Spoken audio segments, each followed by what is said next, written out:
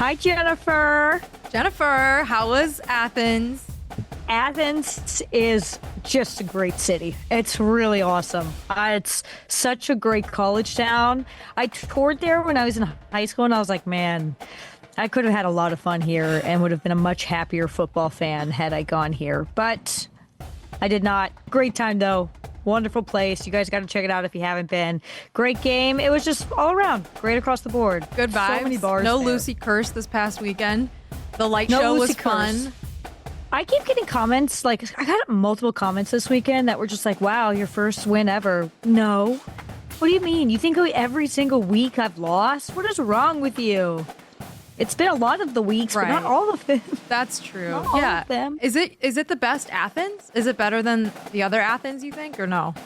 The one in Ohio? Yeah. Yeah. I'm sure it's better than Athens, Ohio, but I haven't been there. I've actually heard wonderful things about Athens, Ohio as well. Oh, maybe we should do like a tour of all the Athenses. Yeah, Athens, Ohio, there. Athens, Georgia, and I think those are the That's only ones. Yeah, I'm with you though. Athens is a great college town. I was shocked by how big it was when I went there for a game. I went to the Georgia Notre Dame game a few years ago, right before COVID. Shockingly spread out in large place. Yes, it is like you get your steps in there, Yes. which like I didn't love as much, and it's so hilly that like my calves were hurting by game time. But I'm glad you got to see a win, and now we're in the throes of some of the most toxic college football playoff discourse that we've had in a long time, Lucy.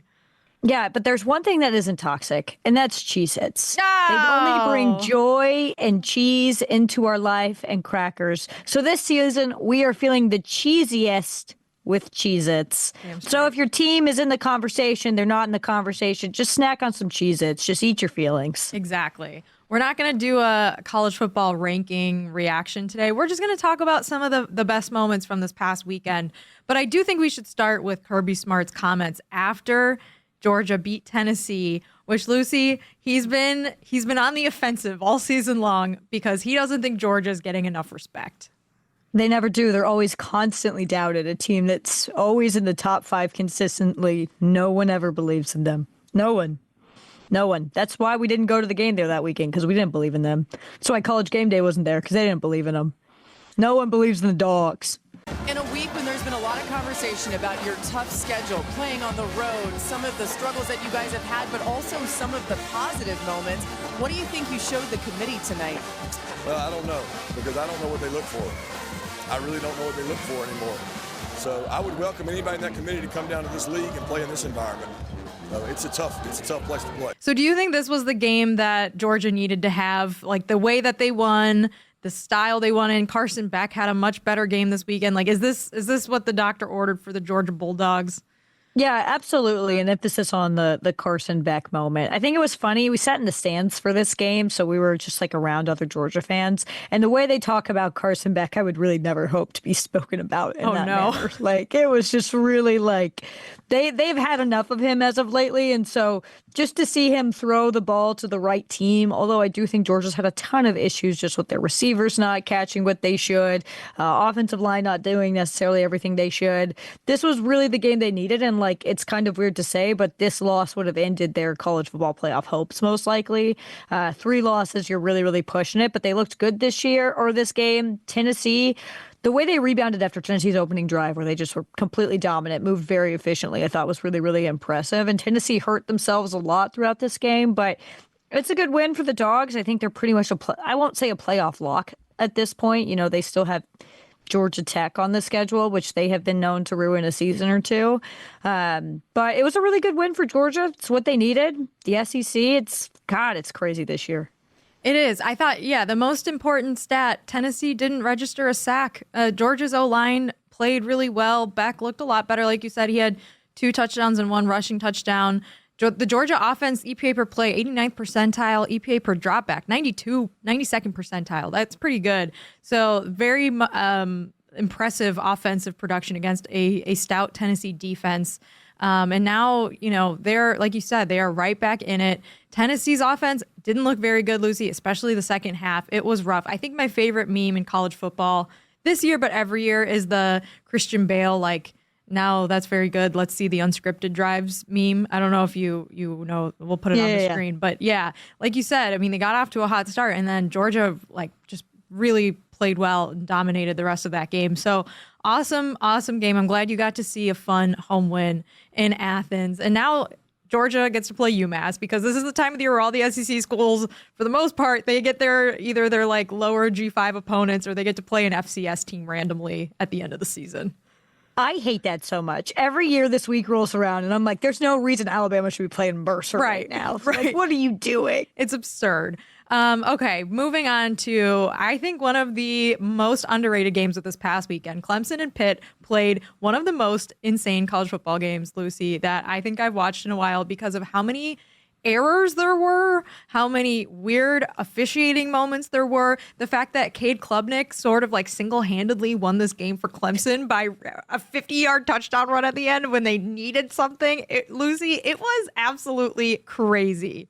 My favorite stat of the entire weekend was this Cade Klubnik 50-yard touchdown run because, Jess, I'm sure you probably know the answer to this.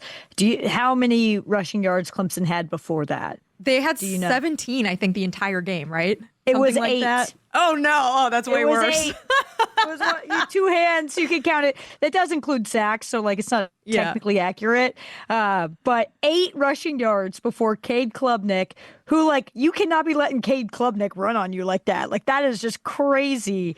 Absolutely like stole this game for Clemson, especially because like the thing that was so funny to me was like the officiating was obviously questionable at times, but it's the way that Pitt would just lose on the dumbest possible penalties ever. Like having that trip to the red zone with an illegal formation, delay of game, and false start. All of those are your fault. Yeah, all of those are on you. We need to talk about that red zone possession for Pitt. So first there was a false start, but the refs didn't call it, and everyone on both lines of scrimmage were super confused. So then Narduzzi was like, okay, we need to call a timeout because like everyone's freaking out right now. But the Pitt still snapped the ball and scored a touchdown. So then the timeout happened. So obviously the touchdown didn't count. And then timeout, coming out of the timeout, illegal formation. And then after the illegal formation, delay of game. And then they were on 3rd and goal from the 16 and had to kick a field goal because they couldn't convert the 3rd down. So yeah, that was absolutely hysterical to watch. But yeah, the officiating in this game with like the various roughings of the passers that were called and not called was like batshit. Narduzzi was going nuts. We'll play the video of Narduzzi freaking out on the sideline, but it was a really funny game that does maybe have some, I mean, definitely has playoff implications for Clemson, although a lot of their like fate will be left in other people's hands, I think, depending on how SMU and Miami finish the season. But really tough stretch of losses here for Pitt, especially the improper snap in the Virginia game last week. And then going into this shit show, man, if Pitt finishes the season 7-5, no one's going to be happy, Lucy. I'll be a little Except happy. Lucy. It's kind of funny. And I'll laugh a little bit too. It's a little bit funny. I'm sorry. It's a little bit funny. Should we talk about BYU finally losing a game this weekend? I didn't necessarily think that Kansas was the team that was going to beat BYU. I kind of had my money on Arizona State this upcoming week, which could still very much happen. But this has been the same game that BYU has played the whole year. They've been playing with their food. They've been messing around. It was only a matter of time. The omens were set pretty early in this game. I think they knew that BYU was going to lose when Cosmo did was it a front flip or a back flip? He did a flip over or like a round off, whatever. He did some gymnastics over a golf cart, timed it out a little poorly, and just like got concussed on golf cart. Yeah, it was a tough scene. It was like, oh, this is not what you want to see from your team's mascot before one of the biggest games of the season. But yeah, I mean, Kansas is a weird team this year. Like you said, Lucy, like they've had a bit of a resurgence these past few weeks, but all their games have been close this year. They just haven't been able to finish a lot of them. And I think Jalen Daniels is playing a little bit better. He's sort of gotten it going in the run game the last few weeks a little bit more. And so now, yeah, they've got some big games coming up where they could play spoiler again. So the Big 12 right now, as we've been saying all season, there's so much parity. Every team is so close to one another. And so down goes BYU, another unbeaten, done out of the college football ranks. We hardly knew ye. Tough. It happens. It happens. Don't know what to say. Sorry. Another game that was funny, depending on who you are, is a game that I think we also predicted. We said if DJ Lagaway was going to play for Florida, oops, this might not be so good for LSU. And as it turns out, Lucy, did LSU look like they even wanted to be there? They were just like so sad the whole time. So we went out to a bar and watched this one in Athens. Shout out to all the Athens bars. We're such a huge fan. The final score of this game is unbelievably funny, given my favorite set of this game, which is time of possession. Yes. So for those of you who did not watch, Florida beat LSU 27-16.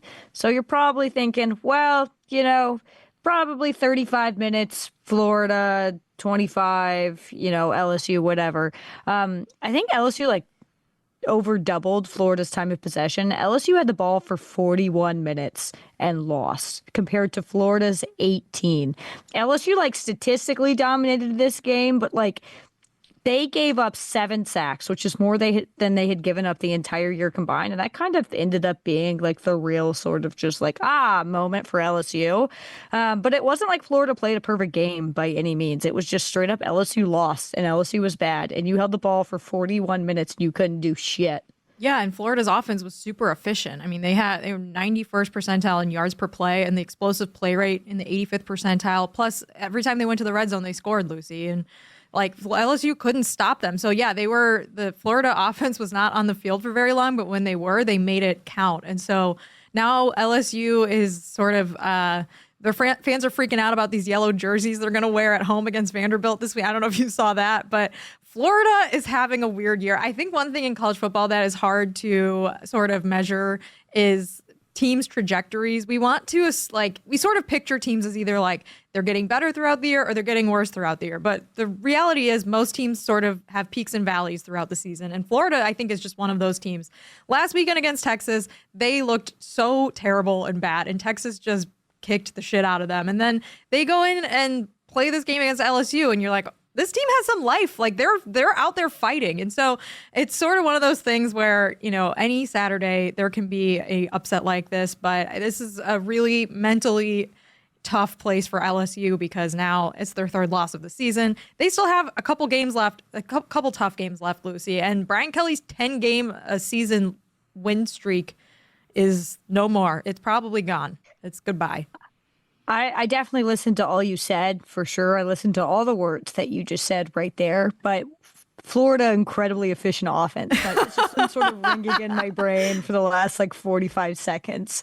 Just something I didn't think we'd say on Gen CFB. And I'm happy there's a first for everything. I like Florida. They sent me stuff. Oh, yeah, that's true. They did send you that nice box of stuff. We love them. Yeah, cute. The funniest loss of the weekend was Louisville, correct? Yes, absolutely. Yeah. Want to paint the scene for us? Yes, I want to start off with a moment that was only funny to me. It wasn't funny to one other person on the planet. Was just watching a halftime ESPN show, and they're showing the score. You know how they always just have the little score bug that's Tigers versus Bulldogs or whatever. It just said Cardinal versus Cardinals, and that made me laugh. So I said, "Oh, we're already off to a good start." Just a funny looking little title card there. So yes, Louisville was at Stanford. There were all of 17 people in the crowd. Louisville was able to get out to an early lead. Stanford came back. So Stanford got the ball. This is late in the 4th at their own 45. All right. So they needed to go a decent amount of yards just to get in field goal range. Obviously, they won on a 52-yard game-winning field goal. I think it was a 1-yard play. They got a 1-yard play, which ended up turning into a 15-yard play because Louisville was called for unsportsmanlike conduct. All right, that's not great. And then they got another penalty, which put Stanford in another position to win this game. And it was a 52-yard game-winning field goal from Stanford to beat Louisville in just the most just dumb penalties you've ever seen. So dumb. So I thought this game was for sure going to overtime. Louisville has screwed up the ending of several games this season that they've been in. All the games that they've lost for the most part, they maybe had a shot, and then just have completely botched the finish. So it was very Look, I'm not laughing because like, haha, Louisville, you suck. I'm laughing because the visual of a Stanford kicker kicking his career high distance field goal into a net in front of 4 fans in the stands is actually pretty funny. So that was your classic ACC Cardinal versus Cardinals matchup, Lucy. We're going to have this rivalry in college football for a long time. Thank you, conference realignment. So weird. It's just insanely dumb. The whole thing is just insanely dumb, and those penalties are so dumb. And I don't know I don't know what you say in the locker room after that. It's brutal. Dummy. Oh my Dummy. God, it's so brutal. Speaking of dumb penalties, there was a very funny moment in the Texas A&M New Mexico State game where New Mexico State scored, and the player that scored just punted the football into the stands and got penalized for it. I just wanted to mention it because that's hilarious. There was a similar thing in the Notre Dame game this past weekend where Riley Leonard threw an interception. I think Notre Dame was up 35-0, and the Virginia guy that caught it ran up and stood on the bench and like was chirping the Notre Dame fans in the sideline with the football. We're like, okay, yeah, like you got us, but that was a funny reaction to have. Fran Brown gets to shower this week, Lucy. Congratulations. That's huge. That's huge for the whole town of Syracuse, New York. We're happy for everybody. We are happy for everyone. We should probably talk about the Oregon game, though, right? Yes. So Oregon only won by 3. That was I thought they'd win by a lot more. By the way, Iowa won by a lot more, so I'm not trying to say. Who did Iowa play this past weekend? No, but when we played Wisconsin, we beat Oh, right. Who did you have a bye week? Yeah, thank God. That's Can't lose that, even though we always lose coming off a bye, so we probably did. The meme of Mike Norvell, like the Florida State bye week, like Florida State 0, bye week 50, and then Mike Norvell, Taylor put that in post. Very funny meme. I laughed. Very good. Yeah, so this game, it happened the same time as Georgia, Tennessee, so we were only able to watch bits and pieces. Just let me say a quick shout out to every stadium that during a media timeout puts another game on the Jumbotron. We love you, and Georgia did that, so we're very grateful for whoever operates the Georgia Jumbotron. It just seemed like Wisconsin had a pretty good defensive game. They were able to get the stops they wanted. Something that Dan Lanning said that I thought was kind of funny and weird is he talked about how jump around now had the Pavlov effect to them because he tried to preach. Yeah, he tried to preach that jump around means it's time for you to bunker down. So when you hear jump around, you know it's time to go. And it was I feel like it takes more than a week to prep for that. So how many times have you guys been doing the jump around? But whatever. He's a football coach. He can say whatever he wants. I'm not a lot. I've been drinking the Dan Lanning Kool-Aid for 2 years now. So far this season hasn't let me down. But yeah, you're right. I mean, Oregon offensively wasn't very good, but Wisconsin was worse. Which is why Wisconsin couldn't pull off the upset here. But Oregon just they couldn't score touchdowns in the red zone, Lucy. They just couldn't finish the job. But one stat, we should also mention Wisconsin fired their offensive coordinator, Phil Longo, right after this game. So that was a failed experiment. But one stat that stood out to me, Luke Fickell is 2 for 25 in his last 17 games against top 25 teams. That's not good. Wisconsin's 0-6 in the Luke Fickell tenure in these games. Yeah. That's not good. This year, they've led 3 top 25 teams at half and have lost every single one of those games. Wisconsin is one of those teams I'm incredibly fascinated by because the Luke Fickell hire, and this was that weird sort of everybody was hired coaching cycle at 2020, 2021, whatever it was. Yeah. And he was the widely consensus that was the best hire to make. And then he went and just completely was all right, I'm at Wisconsin. I'm going to change the identity of what Wisconsin football is. And Wisconsin is not a school you can do that at. The air raid isn't meant to see Madison. They're not, they don't belong together. And so the Phil Longo hire was terrible. The decision to just completely abandon what Wisconsin has done has been terrible. And so I don't think he's near the hot seat. I'm not trying to say that, but Wisconsin was very much a school that's if it ain't broke, don't fix it.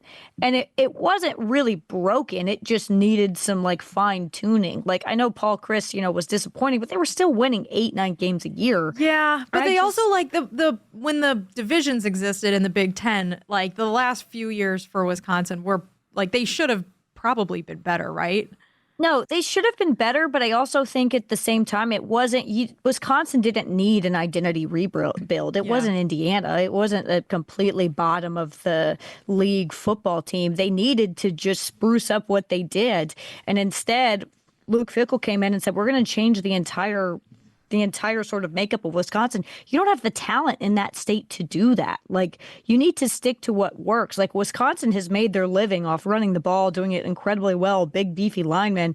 And it's just, he's tried to do too much where it was just like, I think you need to like microdose the fun offense for Wisconsin. It's a team I'm incredibly fascinated by because I think it's just an experiment that has gone poorly because you're just doing too much. That team has no clue who it is. The best headline I saw was that the dairy raid went sour. But yeah, I mean, I think the blueprint for Wisconsin is like try to be more Michigan than you are Ohio State, I guess. Exactly. But I don't know how to do that. Luke Fickell's just got to win some games. He's just got to stack some wins next year. It's also tough when your quarterback gets hurt in like the third game of the season. So we'll give him that too. But yeah, tough season for Wisconsin. They've been in a lot of close games and then have just totally crapped the bed in them. Before we move on, Lucy, anything else you want to talk about from this past weekend? We've got some big games coming up. In week 13. Only thing I really want to talk about, which it's weird, I'm kind of sick of talking about the Big 12. Arizona State, what a season, man. Yes, it's great point. It's been very, very, like, I was talking to somebody about it today, where it's, if Indiana wasn't having the season Indiana was having, Arizona State would be that team we're talking about. Taylor's clapping right now. He loves this. Like, I don't know why. Honestly, I kind of think the Arizona State turnaround is even more impressive, just considering that the situation they came into is one that was riddled with NCAA penalties. They're losing scholarships. Herm Edwards left that program just in hell, like with the Sun Devil. But big win against Kansas State this weekend. Scadaboo has been amazing. He's been one of the best running backs in college football, and they're just winning games. They're 7-2. They've got BYU this weekend, and they've just become a really, really like solid football team that's going really under the radar.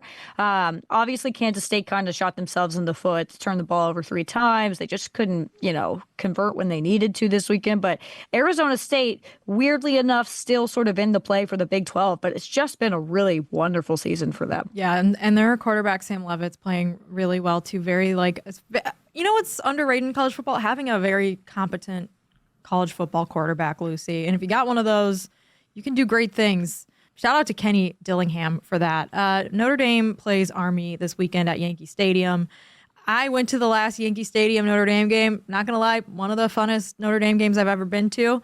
I'm not like a huge neutral site person, but something about it. It was electric. I had a great time. It was so much fun. I got in trouble for having too much fun while being a Sports Illustrated employee. That's a story for another day, Lucy. But this is going to be a tough game for Notre Dame.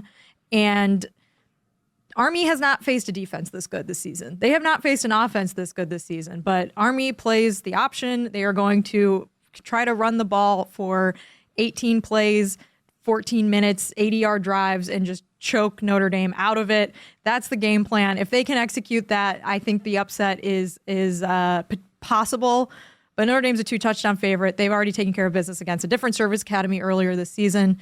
So we'll see what happens in Yankee Stadium. But I think the even more exciting game for people that aren't a fan of the triple option is Indiana and Ohio State. Yeah, this is the biggest game in Indiana history. I'm not that familiar with Indiana football history, so I think can't that proves your point. I think that proves your point then, yeah. Yeah, biggest game in Indiana football history. Curt Cignetti just got, an 8-year extension this week. Well-deserved already. This is kind of like the game that everyone's looking forward to. One of the biggest games in college football history. Not college football history, Indiana history, new Big Ten history. Winner pretty much goes to the Big Ten championship game. There are still things that could go wrong, but we'll either get an Ohio State-Oregon rematch or we'll get Oregon-Indiana rematch, which is not rematch, but game. I do think Ohio State wins. I just think that Indiana Michigan's the best team they face, and they did struggle against them. Their offense wasn't able to produce like they normally do. But I don't think it's going to be a blowout by any means. I think it's maybe a 10-point Ohio State win. But we're kind of sleeping on how good Indiana's run defense is. They're allowing just 2.5 yards per carry. This is going to be it's a weird game because we feel like we've already seen a lot from Ohio State. You've played, which is kind of crazy. You've played Oregon, Penn State, and Indiana all in a month span, which is just absolutely brutal. But we're finally starting to see Indiana against that sort of worthy competition.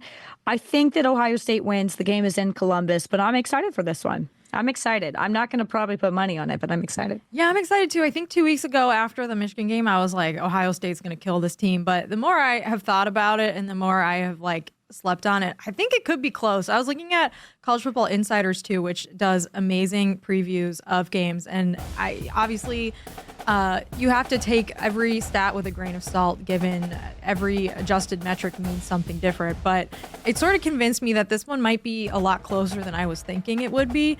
So I'm with you. I'm not sure. I think I still favorite Ohio State. I think they have, like, their best players are better than Indiana's best players. And I think sometimes in college football, it just comes down to that. Jeremiah Smith is electric. But Ohio State's, they've struggled at times with teams worse than Indiana this season. So I am super excited to watch this one. There are a ton of great college football games this weekend. If you are a fan of the sport, man, we're coming down the stretch here. Things are going to get crazy. I can't wait for Vanderbilt at LSU, Lucy. That could be a hilarious game. Mississippi and Florida, who knows? Stanford at Cal, one of the greatest rivalries of people that are stereotypically considered nerds of all time, but we love them. The band is on the field, Lucy. It is a great, great college football rivalry, and we love our Calgoritham fans. They've had a rough season, so I think we're both rooting for them this weekend. Oh yeah, one of those nerds, my best friend. Happy birthday, Hannah. Happy birthday, Hannah. Go Bears. Go Bears. Not the Chicago ones though. Not those. Ew, no.